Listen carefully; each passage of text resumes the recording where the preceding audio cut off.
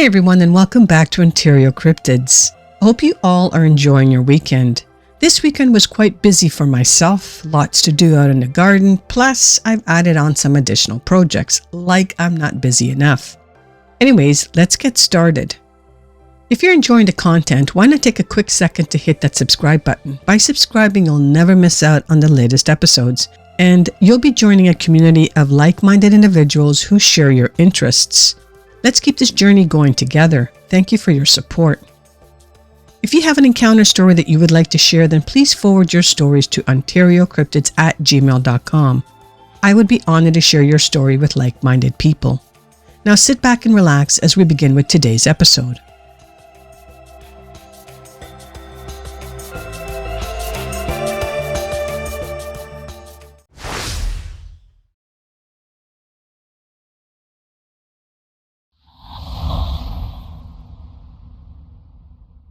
This encounter takes place September of 1994.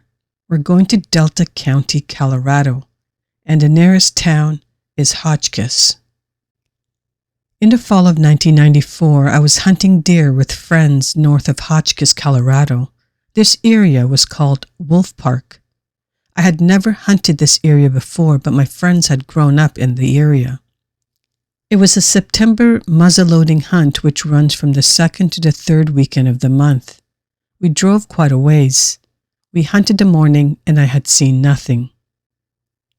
About 9 or 10 a.m. I had spotted a bear up higher, so I figured we had better move to a new location, for the bears may have spooked any deer in the area. We walked down the trail to our truck and left the area. The time from seeing the bear until we left was about 20 minutes. The bear was heading northeast. We drove southwest down the mountain, about 30 to 45 minutes. When we came around the corner of the road, it overlooked Wolf Park and a hill on the south side. My friend and I saw them at the same time. He slammed on the brakes and we bailed from the truck. We both started glassing two of the creatures standing in an opening. They turned and started looking at us. That amazed me because of the distance. It was quite a distance away. With the naked eye, you could make out the size of the creatures, which, between that and the fact that they were standing up, made us stop. We looked at them for about 3 to 5 minutes, and then 3 small ones walked out of the draw the parents had come out from. They were about half the size of the parents. The creatures were jet black, and you could see the arms and legs, torso, and head. They started moving back to cover when a white pickup came out of the road below us, which was about 75 to 100 yards from where the largest creature stood. The truck came to a quick stop for 10 to 15 seconds and then took off like bat out of hell. The creatures disappeared into the brush. We drove to the spot where we had seen them and looked at where they had gone. The slope was pretty steep and real loose. The dirt was so loose that you could see that with each step they slid, so I couldn't find a really good print. I had to jump in order to reach from one step to the other.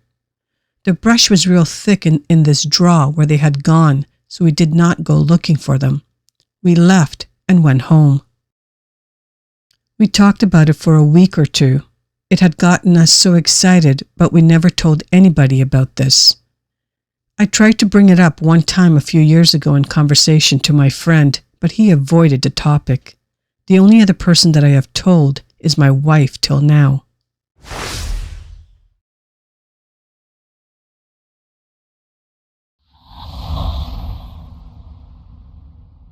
This one takes place July 15th of 2018. We're going to be heading to Alberta, Canada, and the nearest town is Jasper. I was hiking in Jasper National Park in Indian Ridge. I walked to the edge of the ridge and proceeded to descend down by the gap, an opening in the ridge wall. Very few people take the path I did. As I reached the bottom of the scramble, I was in the beginning of the meadows. Again, since I was not on a marked trail, there was no path to follow. So I began to walk across the meadows towards the other side, and upon the trail I was once on. A couple of minutes into my walk, I came upon what I believe is a footprint, a large footprint at that. The largest animal in that area, is a grizzly bear, and the print does not resemble theirs for shape or size. I continue walking along, and about 30 minutes or so later, I stumble upon what looks like a partial imprint of the same footprint, about the same size in length at least. I crossed the meadows completely and took a panoramic photo of the beautiful hike I just did. And while I was showing my boyfriend a rough area about where I saw the print, he noticed a black spot at the bottom of the ridge scramble. It looks like it could be some cave. It just seems a bit odd of a spot though. As the Jasper Tramway is a popular tourist spot, although not very many make it to the Indian Ridge hike area, which begins further down the same mountain that it is on.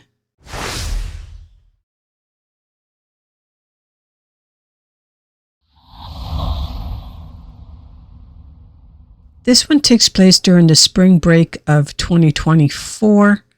We're going to be headed to the Appalachian Trail near Tennessee and North Carolina border. I have always been an avid mountain person. When people say they go to the beach for a vacation, I respect it, but I prefer the mountains 100%.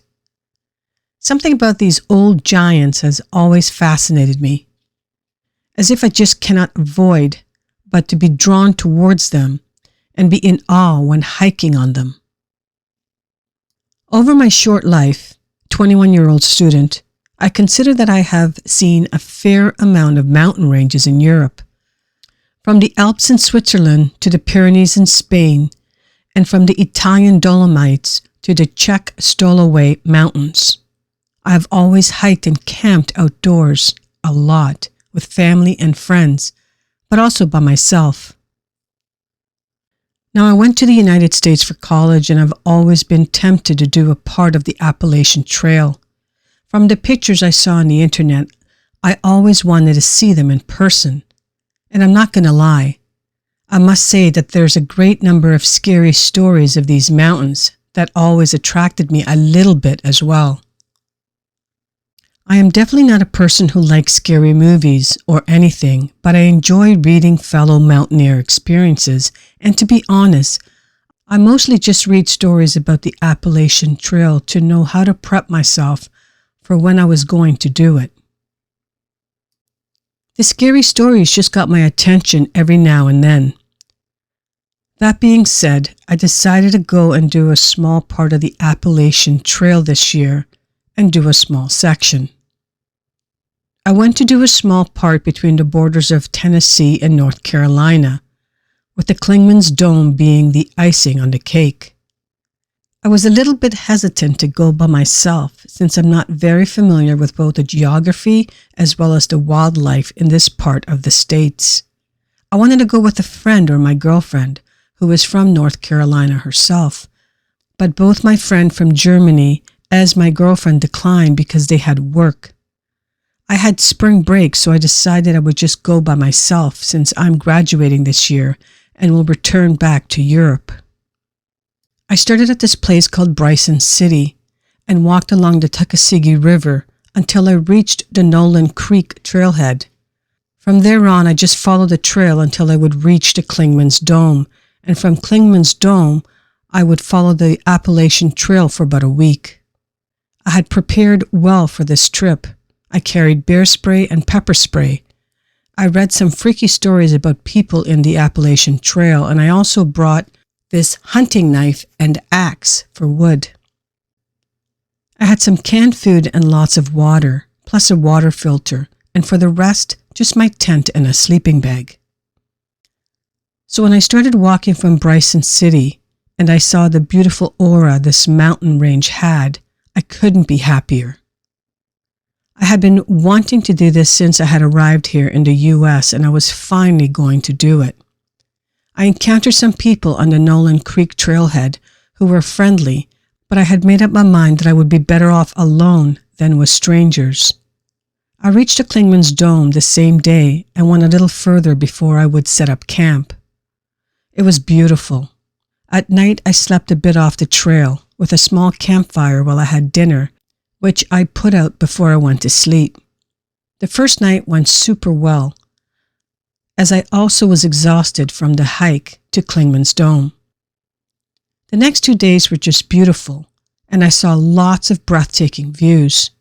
The people on the Appalachian Trail I encountered were super polite as well. Then, on the third night, I feel like everything took a strange turn. I had set up my camp just as usual, around 160 feet from the trail. No one was camping close to me, or at least not that I was aware of. While getting dinner, I just had this super weird gut feeling that I was not alone. I felt like as if someone was looking at me from behind a tree or something like that. I tried to just convince myself that I was having an amazing time, that I was safe, and that it was just my mind playing tricks on me. I went to sleep and put out the fire as usual. Then before it was daylight again, I woke up. I woke up with the same gut feeling that even though I was in my tent, someone was watching my tent from a distance. I did not hear a single bird, which was weird, because right before daylight is when they start chirping again, and I only heard the wind and the leaves. It made me feel uncomfortable, a bit scared even. I didn't fall asleep again, and first thing in the morning after having breakfast in my tent, I broke up the camp and decided to continue my hike.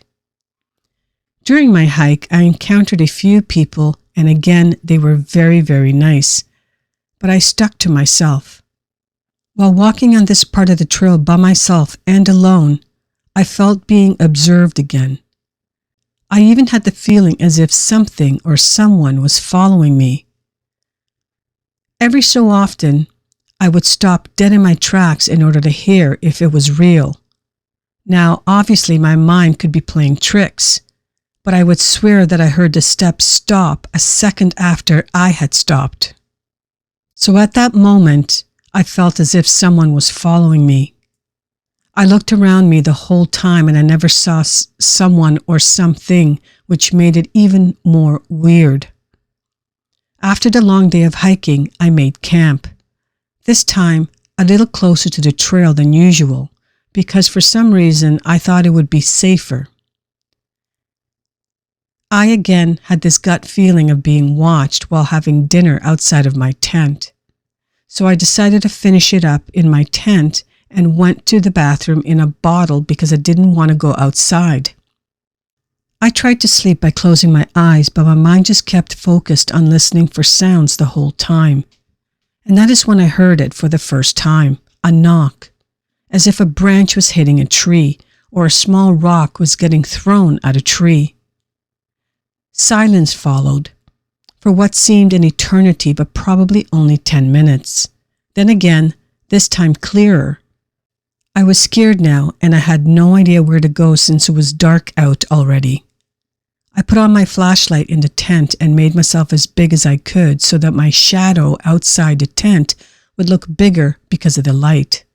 I don't know why this was my reasoning at the time. I just thought of bears.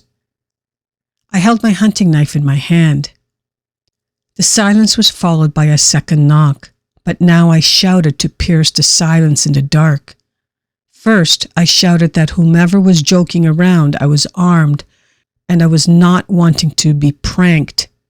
I thought this would scare them off. It didn't.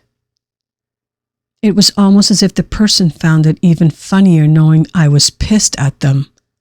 I heard another knock, and immediately after, another knock on what I assumed to be the opposite side from my tent. So now I'm guessing there were two people instead of one, and that they liked to pull pranks on innocent passerby. I tried to stay up as long as I could, but around 4 a.m. my eyes gave up, and I dozed off. I woke up around 8 a.m. again, with the light of the sun being my savior. I first tried to hear if whomever was pranking me was still knocking. I didn't hear anything. I shouted again, stating that I was now going to exit my tent with my knife in my hand, and whomever had been joking around should make themselves known.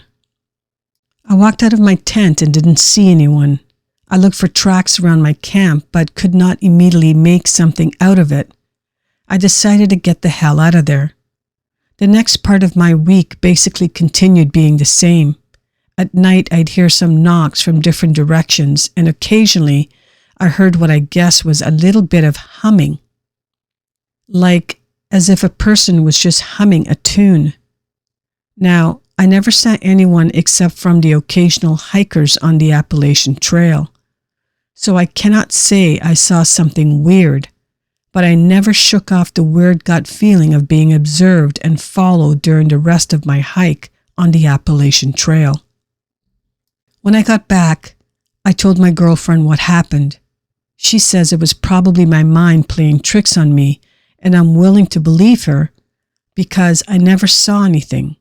But I still sometimes wake up in the middle of the night thinking I'm in that tent in the middle of nowhere and someone is watching me and knocking on a tree. And every time I wake up like this, the thought alone scares me all over again. I hope you all enjoy these encounter stories today. Some definitely had some squatchiness going on. Now, I have to run and get some work completed, but before I do, let's acknowledge our current OC members. I would like to thank Elizabeth, Jim, Diana, and Teresa for their contribution and support as members of the OC community. Your support is truly appreciated. Thank you for all you do. If you wish to learn more about the OC membership program, you can check out my latest membership video and get some detailed description of all the perks. Don't miss out on the adventure. Become a member now and join us today. If these stories reminded you of an encounter that you may have had and would like to share, then please forward your stories to OntarioCryptids@gmail.com. I would be honored to share your story on this channel. Thank you all for listening until the end. I truly appreciate it. Please hit the like button on your way out and smash the subscribe button if you're new to my channel. Have a great weekend, and we'll see you all next week right here on Ontario Cryptids.